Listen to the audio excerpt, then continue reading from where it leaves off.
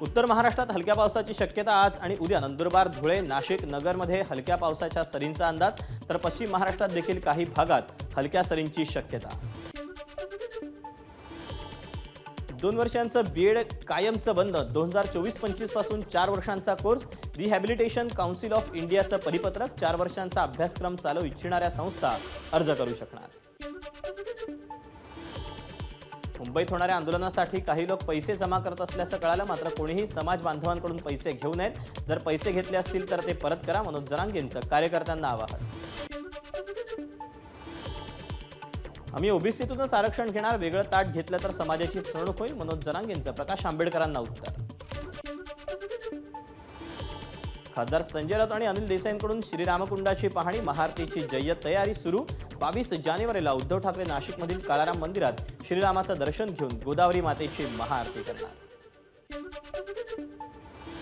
महायुती सरकारचा विरोधी पक्षातील आमदारांना फक्त 10% निधी देण्याचा फॉर्म्युला। काँग्रेस नेते सतेज पाटलांचा आरोप। लोकसभा निवडणुकीसाठी यवतमाळ जिल्ह्यात महायुतीकडून मेळाव्याचं नियोजन। जिल्ह्यातील 7ही मतदारसंघात मेळावे घेण्यात येणार असल्याची माहिती। वडिलांच्या नावाआधी आईचं नाव लावण्याचा विचार सुरू। महिला आणि बालकल्याण मंत्री आदिती तटकरे यांची माहिती। हिंगोली नियोजन समिती बैठक। वाद संपला। सध्या निवडणुकांचा काळ, त्यामुळे काही लोकांना हिरो व्हायचं असेल त्यामुळे ते असं करतात। अब्दुल सत्तारांचा खासदार हेमंत पाटलांना टोला।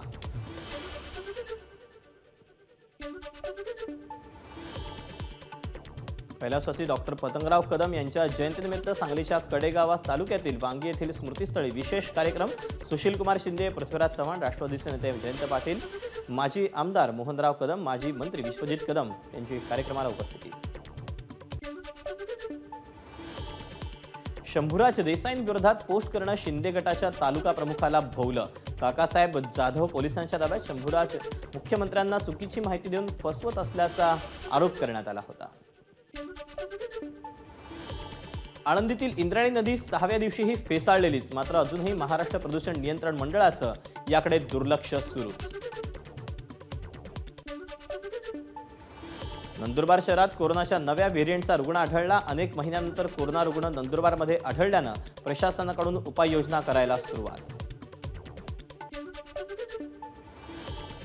संभाजीनगर शहरातील दुकानदारांनी आपल्या दुकानांवरील पाट्या मराठीतच लावाव्यात, अन्यथा दुकानं सील करू। महापालिका आयुक्त जी श्रीकांत यांची दुकानदारांना तंबी।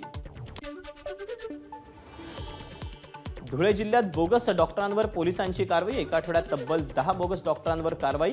नागरिकांनी बोगस डॉक्टरांविरुद्ध तक्रार करावी, पोलिसांचं आवाहन।